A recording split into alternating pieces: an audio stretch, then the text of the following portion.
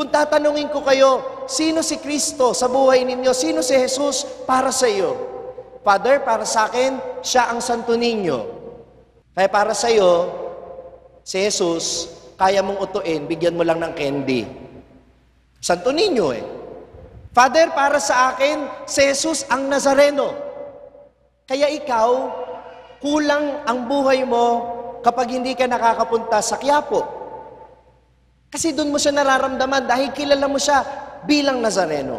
May mga ibang tao kilala si Jesus bilang yung Panginoong nakalibing, Santo Sepulcro. Yung iba na nakaranas ng kagalingan, para sa kanila si Jesus ay manggagamot.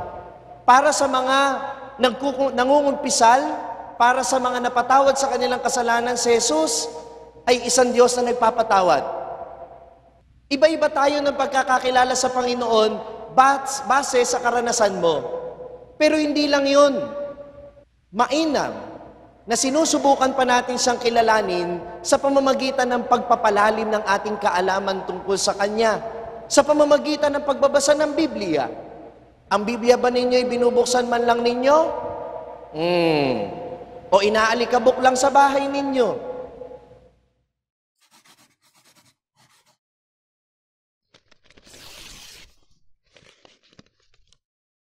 Kung tatanungin ko, sino kaya sa mga tao dito ang nakakakilala sa akin?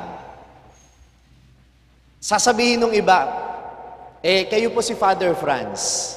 Lalo na siguro yung mga kaparokya namin o yung mga matagal-tagal na rin nagsisimba dito o kaya naman yung mga iba sa inyo na nakakita sa aking pakalat-kalat ako sa social media.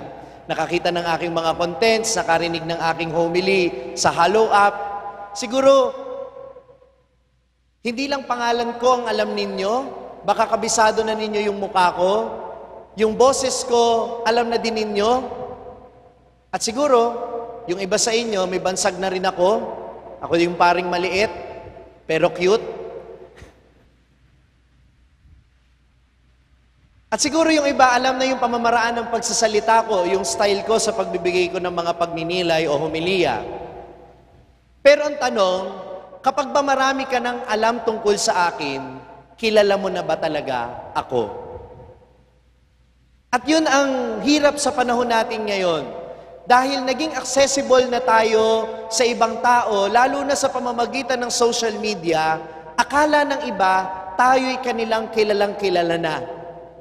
Pero ang totoo, yung mga nakikita ng ibang tao tungkol sa atin, sa pamamagitan man ng social media o ng pagkakita nila sa ating trabaho, sa eskwelahan, sa ating kapitbahayan, sa totoo lang, kaunting-kaunti lang yon ang katotohanan tungkol sa ating mga sarili.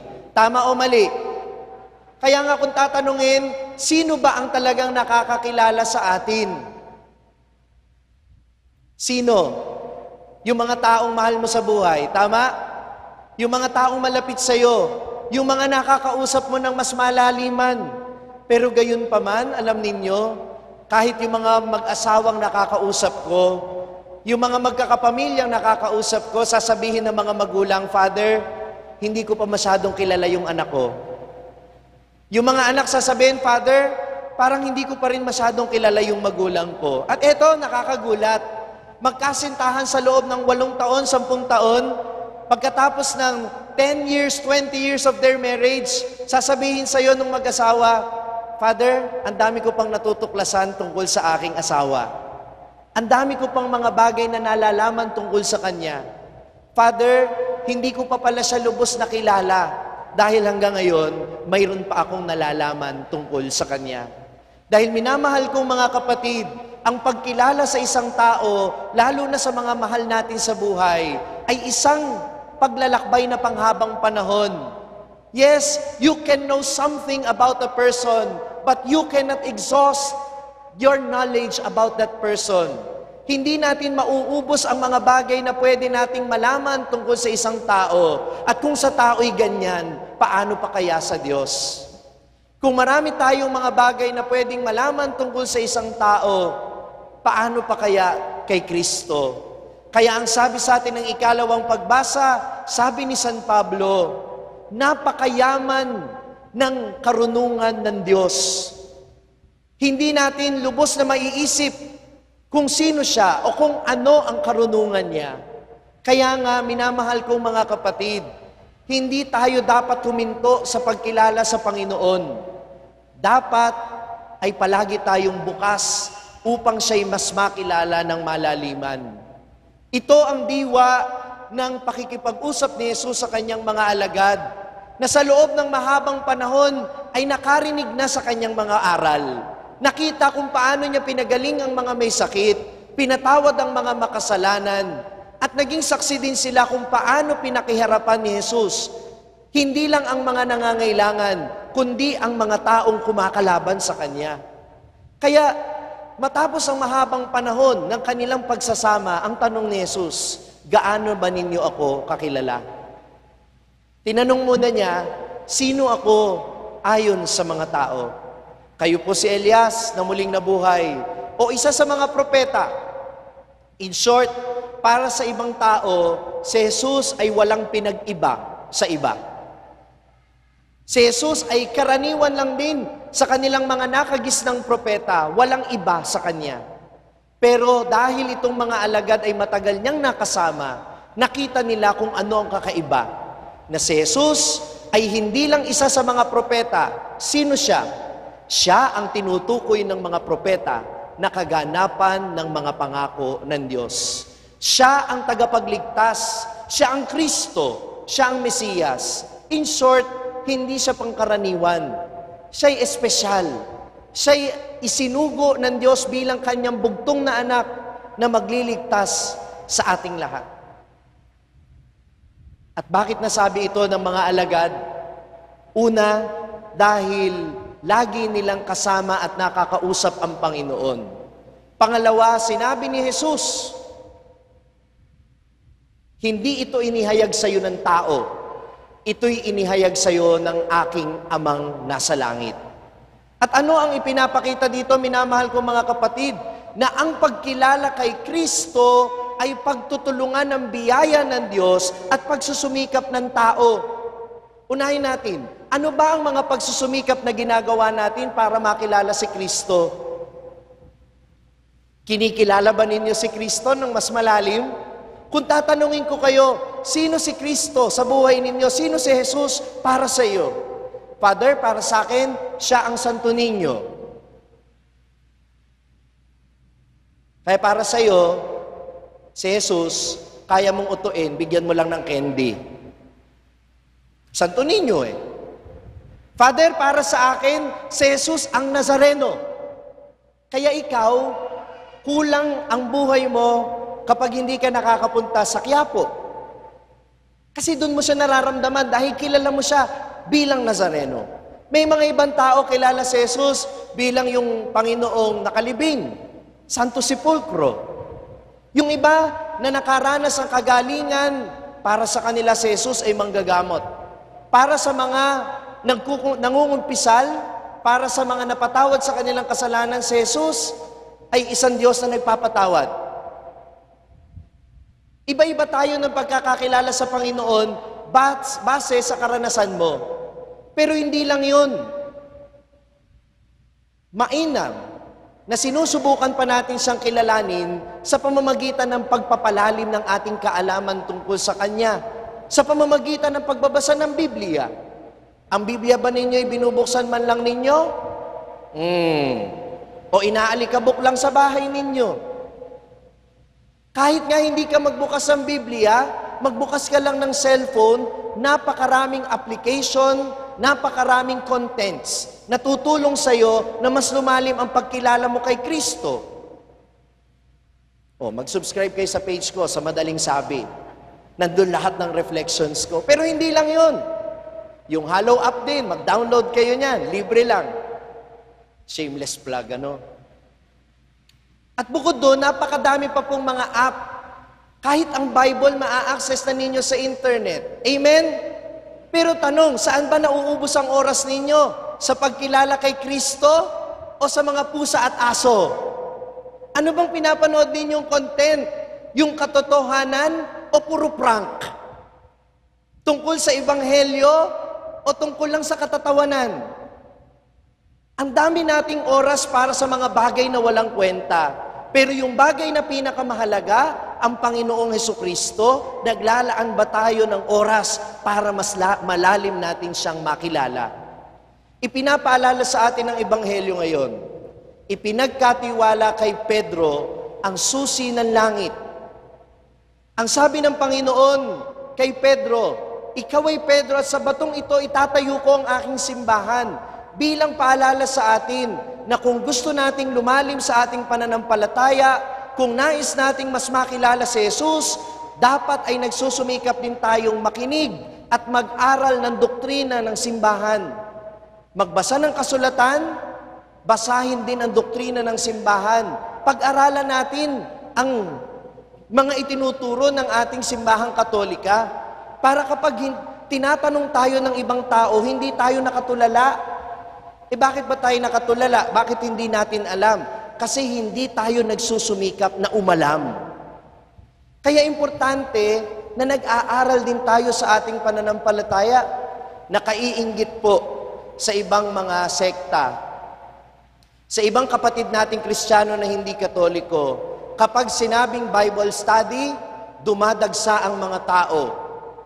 Ngayon, kahit sa mga taong simbahan, sabihin mo, may seminar, may Bible study, mag-aaral tayo tungkol sa salita ng Diyos, kikilalanin natin si Jesus, pag-aaralan natin ang doktrina ng simbahan, anong sasabihin sa'yo? Father, marami po akong gagawin. Am I making sense? Kung ang pagkakilala mo kay Jesus ay kagaya lang din ng karaniwang pagkilala sa Kanya ng iba, kapatid, baka kulang ang pagsusumikap mo sa pagkilala sa Kanya. Magbasa ng salita ng Diyos. Maging pamilyar sa mga doktrina ng ating simbahan. Dahil ang susi ay ipinagkatiwala kay Pedro. At ang susi hindi lang magsimba ka. Ang susi hindi lang magdasal ka. Ang susi mag-aral ka at matuto lumalim sa ating pananampalataya.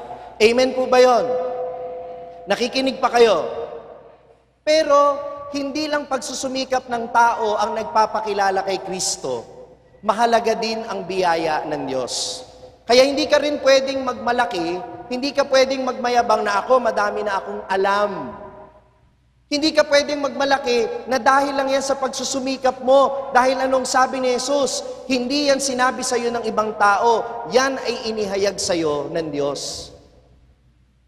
Kaya huwag ka din naman masyadong maging dependent sa sarili mo, sa pagkaunawa mo, at huwag ka rin maging nakadepende sa sinasabi ng ibang tao. Kasi kung minsan kapag sinasabi natin, paano mo nakikilala si Kristo? Kasi lagi ako nakikinig kay Father ganito. Kasi ang gusto ko si Pastor ganito. Kasi sabi ni ganito, sabi ni ganoon. Hindi. Hindi lang opinyon ng ibang tao, hindi lang pagkaunawa mo, kundi ano yung inihahayag ng Diyos sa iyo? Biyaya niya. Kaya nga kapag nagdadasal tayo, ang tanong ko sa inyo, dinadasal din ba ninyo na sana'y mas makilala niyo siya ng malalim? Dinadasal ba ninyo, Panginoon, sana mas makilala kita ng malalim? Kung hindi pa, dasalin natin ngayon, sabihin natin sa Kanya, Panginoon, gusto pa kitang makilala ng mas malalim. Hindi ko kayo marinig. Parang ako lang din ang nagdasal. Tayong lahat sabay-sabay, Panginoon, gusto pa kitang makilala ng mas malalim. Pray that every day.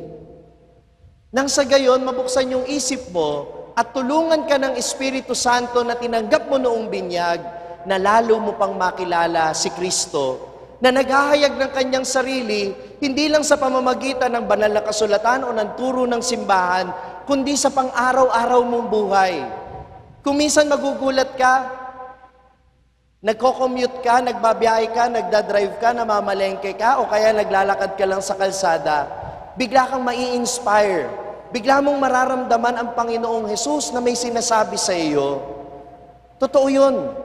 Dahil ang pagkilala sa Panginoon ay hindi lang pagsusumikap natin, kundi yan ay biyaya na pwede nating hilingin. Sapagkat sabi niya, kumatok kayo at kayo'y pagbubuksan. Humingi kayo at kayo'y bibigyan.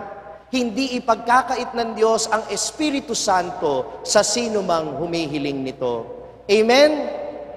Kaya uulitin ko, kung paanong panghabang buhay nating kinikilala ang tao, maging ang mga pinakamalapit nating mahal sa buhay, ang pagkilala kay Jesus ay isang panghabang buhay nating gampanin. Dahil ang tao, habang nakikilala mo, mas minamahal mo. Amen? At habang minamahal mo, mas gusto mo pang lumalim ang pagkakilala mo sa Kanya. Tama? We always get excited when we are in love and we are so interested about that person. Ganon din sa Panginoon, tandaan nyo, minamahal kong mga kapatid. Kung gusto natin siyang mahalin, siya'y dapat kilalanin muna natin. At tandaan ninyo, habang siya'y ating kinikilala, lalong lumalago ang pagmamahal at pagtitiwala natin sa Kanya. Amen? Hindi mo naman ipagkakatiwala ang buhay mo sa isang taong hindi mo kilala. Kaya nga ang tao, mas lumalago ang kanyang pag-asa habang lumalalim ang kanyang pagkakilala kay Jesus. Kaya minamahal kong mga kapatid, sana simula sa linggong ito, araw-araw ay maging bahagi ng panalangin ninyo. Panginoon, nais kitang makilala ng mas malalim.